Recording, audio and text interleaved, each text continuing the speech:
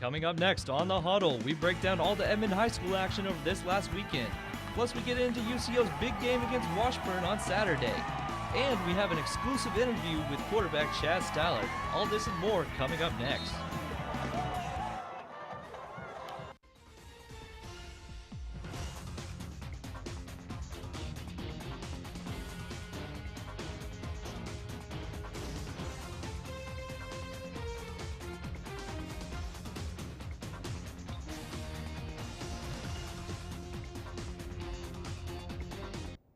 Hi, welcome to the Huddle. We had a great week of football. You know what? Let's get started.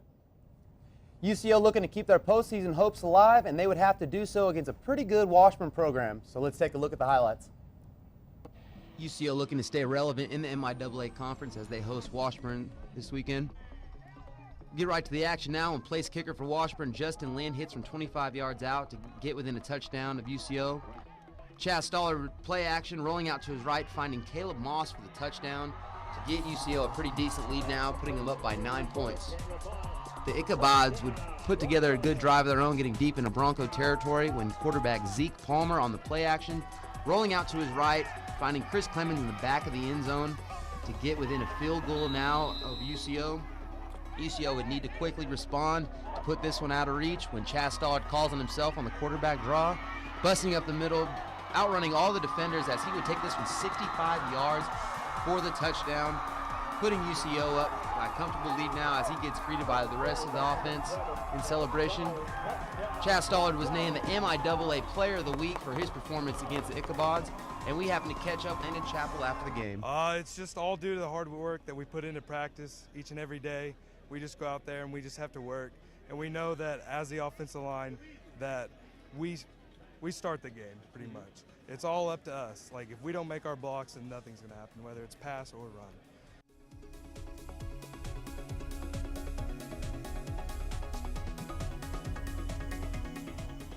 There you have it, guys. UCO highlights from the other day. Can't say enough about what Chaz Stallard has done. He seems to play pretty basic for the majority of the game, but when they really need him to make plays, he makes them in a huge way. Rick, you've been following the defense a lot this season. What did you see from the game Saturday? Well, Dylan, I was actually really excited with how the defense played. Washburn came in with the mindset of they wanted to try and be the spoiler for UCO's hunt for the MIAA crown. And really the defense came up, they were aggressive, and they didn't let Washburn get into much of a rhythm. D, UCO seems to be able to come up with points when they really need to. When Washburn seemed to get a little closer in that game, put it within 3 points, they were able to respond. What does that say about their team? They're able to grind out some of these close games. Well, it really shows just how much team unity and the Chos have this season, because I love the Chos, and every player on both the offense and the defense really trust each other. And I think it shows on the field and in their play. Now, speaking of close games, coming up after the break, we'll get into the Edmond High School action from last week and see if the Huskies, Bulldogs, and Wolves were able to squeak out some wins of their own. Coming up.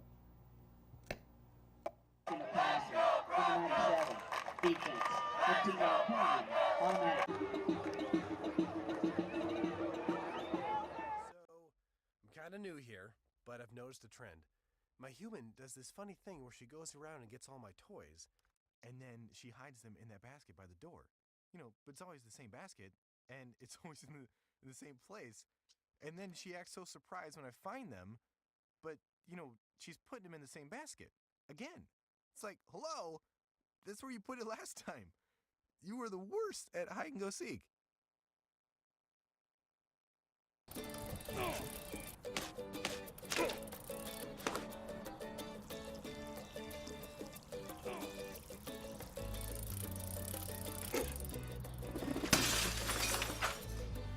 Acceptable?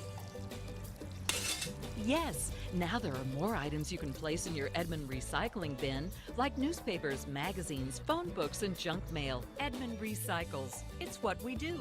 Changing your view is what we want to do. Welcome back to the Huddle. Let's get into our high school action now. First up, we had Edmond Memorial, and we would have a game of great offenses in this one as Westmore comes down to play Memorial. So defense would have to be huge in this one for Memorial to get the win. Let's take a look.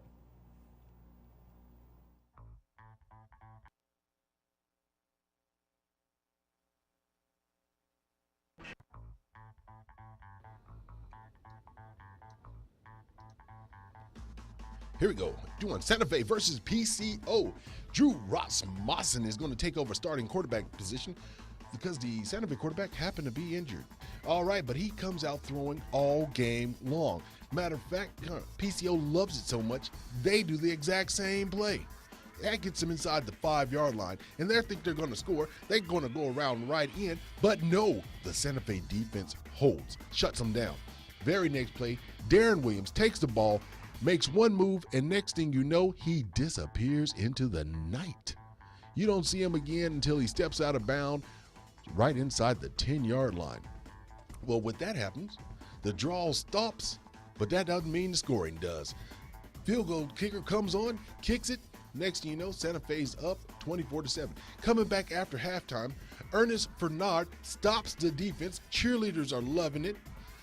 Next thing you know, Jerome Bryson takes the ball and scores. Coaches loving it, players are loving it, people are jumping around. It's throwback jersey night.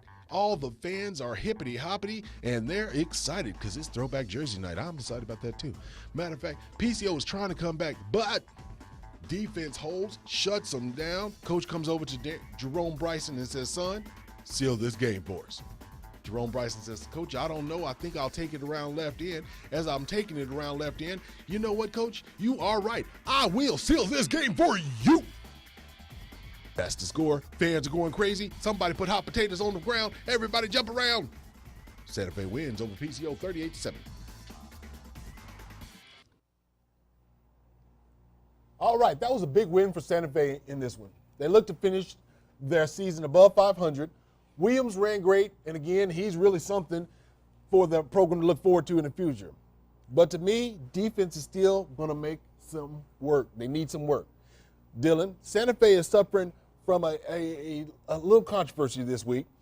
We can't confirm or deny that the reason that Keaton Torrey sat out the game was the effect about the controversy. Now, here's my question to you. How can a backup quarterback come into a game and keep up the performance level that the team has been on? Well, I think the biggest thing for any backup quarterback to do when they come off the bench in the middle of a game would be, number one, to play confident. That's going to be the biggest thing. But as far as for the scheme of things, don't turn the football over. Turnovers will kill any team. So it's already a bad situation having your backup quarterback in the football game, but the last thing he wants to do is be able to make that worse by turning the ball over. Okay. Now, for Rick, this game, for you, how was it? It was bigger than just the quarterback situation. How was it for you? I mean, it's just, especially with the score, it looked like it was a really close game if you're watching the game, but the scoreboard was kind of a little bit skewed, obviously. The biggest thing is for the defense to especially try and keep sharp and keep on it whenever the score is that big. I know whenever you're looking on the sideline, maybe you get a little bit distracted, but you're trained that as soon as you're in there on the field, you're worried about that exact play. You have to keep laser focused. And honestly, that's been some of the biggest problems with Santa Fe is keeping that focus. Speaking about another team that's been losing focus on defense, North has been up and down all season. Let's see if they can pull it together against the SaberCats on Friday night. You know what? Before we go to North, let's get back to Memorial because that North game is really interesting, but I really want to hear about Memorial because it was a little different turn on it. Okay. So before we go to North, let's go to Memorial and see what happened with Memorial. Then we'll go into North.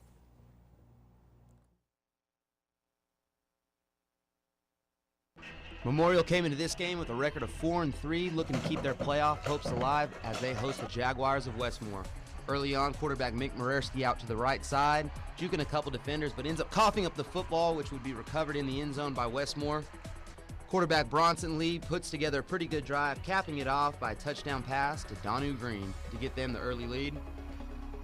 Memorial would find their home run hitter, though, in an ensuing possession as Warren Wan takes this one from 70 yards out to give them another score.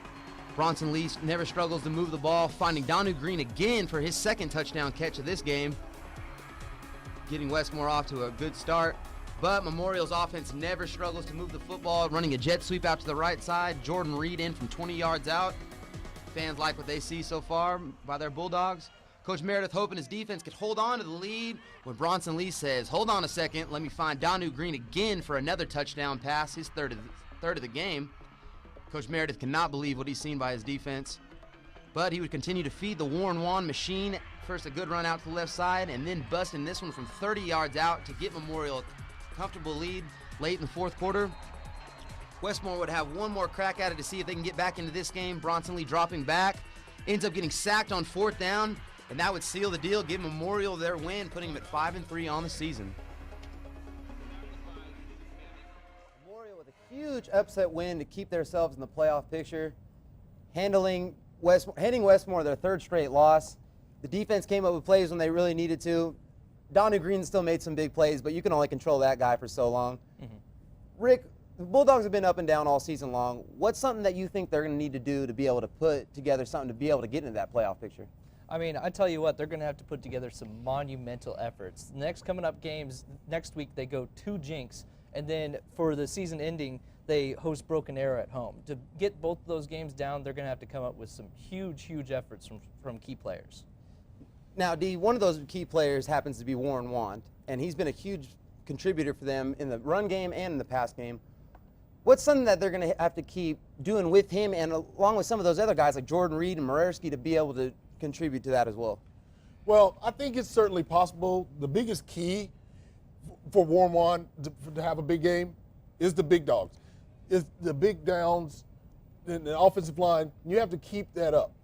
If the offensive line can keep a ferocious pass rush from Jinx, then Warren Wan absolutely has enough talent to make some big plays. Now, coming up, let's go on and talk about North and what happened at the North game, because in North, that was a really close game. Friday night football action with North traveling to Southmore to face the SaberCats. Both teams looking for a win coming off losses last week. Southmore at Mustang and then North at Norman North. You can tell right out of the gate that Southmore had some jitters to get through, kicking the opening kickoff out of bounds. North starts at the 35-yard line, and they take advantage on the first play of the opening drive. Noah Tews passes out to Richard McCauley, who passes it again all the way to Zach Jenkins, 69 yards. He runs it the rest of the way for the score, and North is on the board after one offensive play. But while North was using trickeration, Southmore decided to stick to the ground game, pounding the ball in. This time, Casey Thompson coming in for the score. They weren't done there, though. This time, Thompson handing it off to Darian Moss, who even fools the cameraman. Goes all the way through North's secondary, bumbling in for the score. After halftime in a scoreless third quarter, Toast decides to throw it in the air all the way past the broken coverage to Antonio Cole. He got behind the defense and runs it all the rest of the way, 80 yards, and North is back in the game. Huskies still trying to make a comeback. Toast sets up the shotgun, gets the pass and throws it on the flat to Landon Roney, who fumbles the ball. Sophomore thinks they have it, and they do. Sophomore gets the ball back. And the SaberCats capitalize on the very next possession, giving it to Darian Moss, who had a monster game, 21 carries for 137 yards. This was his second touchdown of the night. North scored one more touchdown, but it was not enough. They fall to the SaberCats 24-21. Now, guys, this game really came down to mistakes and who would take advantage. And honestly, Southmore just made the plays when it counts. Dylan, ever since Stephen McLaren has gone out at quarterback, North's been seeming to use a situational two-quarterback system. Now, how does that affect the offensive flow whenever you don't even have the same signal caller, sometimes through the same possession?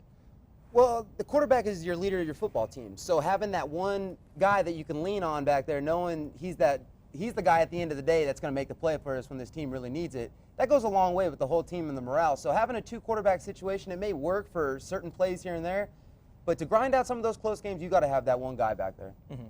Now, D, there was over 110 yards of penalties called this game. How does that affect the flow of the game and especially your offensive flow as a team whenever there's so many mistakes made? Well, penalties kill the momentum for a team, especially on offense. The key is what you do as a team. You rally. Whenever there's a call made against you, you try to limit the mistakes. You try not to hurt your team or yourself. Coming up after the break, we'll give you our top plays of the week, and Austin will give you his best performers from a great week of football. Plenty of room to swing a rope, plenty of heart and plenty of hope.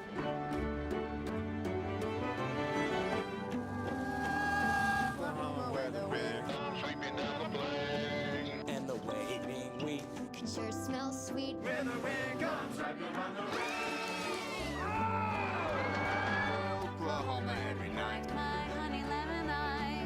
sit alone and talk and watch ya hop. We know we belong to the land, and the land we belong to is grand.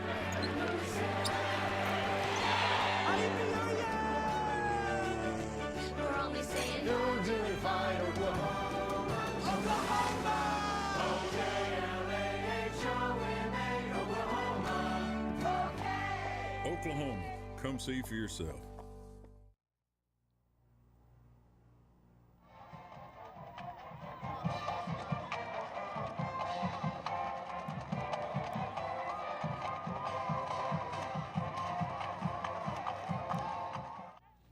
Welcome back to the Huddle. It's time for one of my personal favorites of the show. It's time for Hit Sticks. Let's see what we have. Welcome back to another edition of Hit Sticks. This week we've got a great countdown starting with number 5. North visiting Southmore. North quarterback Anthony Belton going back for the pass has to scramble around trying to find a way out and get slammed to the ground. For number 4, we go to Saturday's action with UCO facing Washburn. Washburn quarterback Zeke Palmer looking back for a rare pass and gets sacked by Kenny Allen. Number 3, with Westmore facing Memorial, Stephen Robinson going out a swing pass and face plants right into the ground. Number 2, we have some Bryson on Bryson action. That's Antonio Bryson catching the ball for PCO, getting put down by Jerome Bryson from Santa Fe. And for number 1, the Bulldogs try to power the ball in and run into a wall of Westmore defenders that stop them right in their tracks. And there you have it, the top 5 hits of the week. Like I just said, there you guys have it, my top 5 hits. D, there were some big bodies making plays this week. How'd you like it? Well, for me, as a former offensive lineman, I got to get on to a couple of those players. Come on, man. You got to block for somebody. You got to open some holes for the running backs. Mm-hmm. And Dylan, there was a couple of quarterbacks making plays this week. What'd you think? And quarterbacks are making plays in all of our segments, really, this week. And so what I want to know is if any of them made an impression on Austin and earned themselves Player of the Week in this week's edition of Literally Speaking. So let's take a look. Austin? This week on Literally Speaking, there will be no Defensive Player of the Week. Instead, there will just be co-offensive Player of the Weeks. First up is UCO quarterback Chaz Stollard. Stollard was making plays with his feet constantly and helped seal the game over a tough Washburn team with this long 60-yard touchdown run. Stollard finished 11 of 19 for 112 yards and a touchdown, but carried the ball for 158 yards and a touchdown on just 14 carries. He was able to avoid tackles and help secure the victory and the UCO's first winning season in quite some time. Next is Edmond Memorial star Warren Wand. Wand almost single-handedly defeated Westmore by himself on Friday night and put up one of the best all-around performances I have seen this season. Wand finished with 293 yards rushing and 4 touchdowns, but also had a sack as well on the defensive side to help finish off the game. Warren Wand has been one of Memorial's best players this season, and he continued that Friday night. Congratulations to their players for their performances this past week, and most importantly, getting the victory. That is this week's edition of Literally Speaking. Thank you, Austin. And speaking of offensive players, we have some great plays coming up this week on this edition of Dimes. You might see some unfamiliar faces, but we have some really nice throws, so let's go ahead and check that out. This week for your Dylan's Dimes, we got Bronson Lee rolling out to the right, throwing on up to the right sideline, and Donu Green coming down with a tremendous catch. We got Edmond North quarterback Noah 2 swinging it out to Don Carmen, who steps up throwing the double pass, finding Braden Box, who will take this one in all the way for the easy score. We have Bronson Lee again next up, finding who else but Donu Green for their second connection of the night, but they would not be done there. And, of course, we got UCO quarterback Chaz Stollard, who's the MIAA Player of the Week, finding Caleb Moss for the go-ahead touchdown for the Broncos. There's Lee again for your Dylan Dime of the Week on this one, finding who else but Donu Green for their third touchdown connection of the night. And, of course, we got Noah Twos again. This time he would be the dime thrower in this one on the play action, stepping up in the pocket, throwing it down the middle of the field, finding his receiver in stride, who would take this one all the way in for the score. And those are your Dylan. There you have it, guys. There was your Dylan Dimes of the Week. My personal favorite was the Westmore quarterback, Bryson Lee. He put on a show Friday night. Now, Rick, how about you? What'd you like in that? I mean, I really like Noah 2's performance. He's only on the field for half the time, but he's really improving this season, and he's making a big impact where it counts. D, with a couple of our local quarterbacks banged up this late in the season, do you think it'll impact their teams at all? Yeah, I think it will, Dylan, especially when Santa Fe's Keaton Torrey is a huge part of their team. And offensive quarterbacks, when they're the key to the season. If they're hurt, everything's kind of shuffled. Okay, speaking of quarterbacks, I sat down with the interview with one of my favorite UCO players, Chaz Stollard, in the studio. Let's take a look at it. Great. Thanks for having me. I appreciate it. Thanks for coming. All right, first question. What's it like being a quarterback here at UCO? It's great. We've got a great team of guys right now. They're just really tight knit, and so it's just like one big family. So it's a privilege to be a part of that and get to kind of help lead a little bit at that position because that's part of it. So it's just been great. I don't really like talking about myself. It's a little bit awkward, but I just feel like I'm privileged to be a part of the team that we're on right now, and things are going great, and so everybody's happy with where we're at. And so just as a team, just knowing that we're going to continue to work and continue to get better, and this is only the start of what's going to happen here at UCO. So we're really excited about that. None of us that are a part of the program right now on the team really thought of it as a surprise. We knew we had the talent to do it.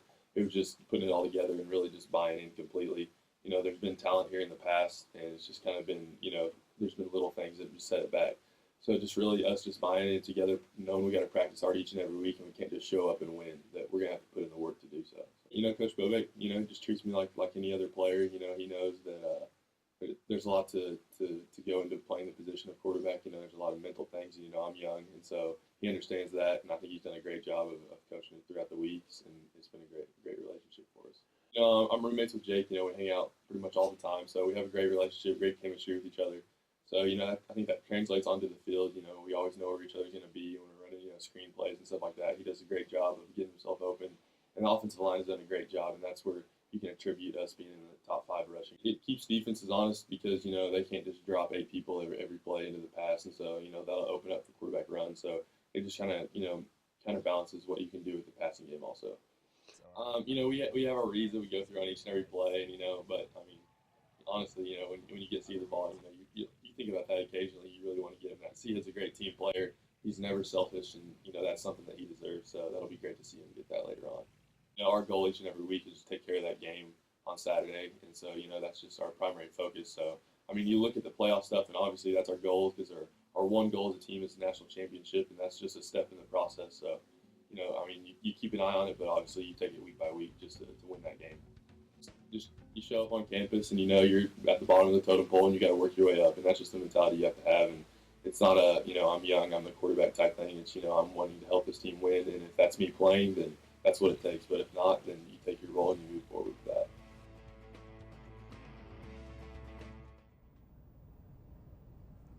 There you have it, guys. An interview with Chaz. I was privileged enough to be his teammate for all of last season, and I'll tell you what, that guy really is as great of a person off the field as he is a player on the field. Mm-hmm. I'm really just excited to see him as a redshirt freshman. He seems to come in and put the work in every day, and he deserves everything that he's getting right now. Absolutely. And for me, it was a good interview. I liked talking to him. I learned a lot about him and with everything and how much of a leader he is. And I really like Chaz. He's a good guy. Now, we have to go to break. But coming up next, we preview what happens in next week's games and our predictions and see where we're standing. You're watching The Huddle. Gonna do what? I'll pack the dead batteries. Great.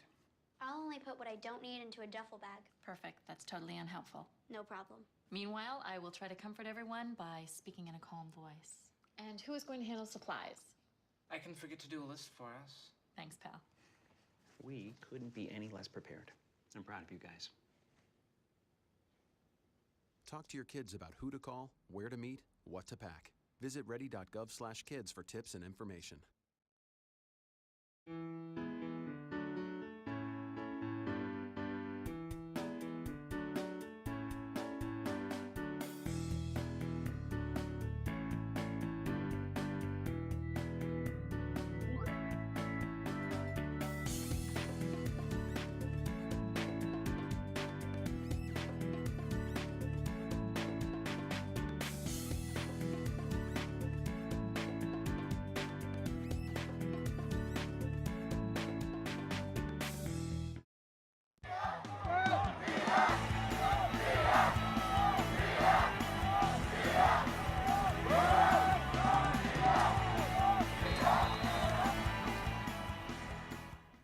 All right. Welcome back to the Huddle. It's time for predictions and see what's going on next week. First of all, let's see where we're standing and who has some victories and who's at 500. See, we can see here that Dylan Struggling at 500. I'm the weak link in the group. Yeah, Austin, you got 15-7. I think you're cheating. Rick, you're at 13-9, and I am at 13-7. Everybody's winning except for Dylan, but that's okay. It's a bad 500. Austin's been winning all season, so I think he's. I'm on a hot streak. Yeah, What can I say? He's on fire. He's a picker. All right, let's get into next week's games. Which game is coming up first? Well, I got UCO beating NSU in this one. The last 2 seasons, UCO's been at least a 3-touchdown favorite, but came up short both years. So we got to get that President's Cup back. I'm going UCO all the way on this one, fellas. Riverhawk hate week. Yeah. Riverhawk hate week, darn right. Okay, next game will be the Santa Fe game. And Austin, what do you got for them? Well, I got Broken Arrow in this one. They're just going to be too good. To me, Santa Fe has underperformed all season, been inconsistent. I got Broken Arrow. Coming up after that, we have Owasso coming to take on North. And with that, it's just Owasso. There's no way you can pick North with their injuries. I'm just sorry. There's no way you can pick them with their injuries. They have some tough injuries. After that, who we got? Well, we've got Edmond Memorial traveling up to Jinx on Halloween. Who knows? Maybe there's some spooky atmosphere in the air, and Memorial pulls off an upset. But no, I think we've all got Jinx in this one. Yeah. Right. Because Edmonds taking on Tulsa, it seems like, and you know all of the end of the season's the Tulsa season. I'll tell you what, that Memorial game could be a preview of the first round of the playoffs. If they happen to squeak in and Jinx be one of those higher ranked teams, could be a preview. Maybe it's a help them out, and for the first round of the playoffs, they won't get put out so quickly. Whew. All right, that's all for this week's show. Thanks for watching. We'll see you next week. Bye-bye.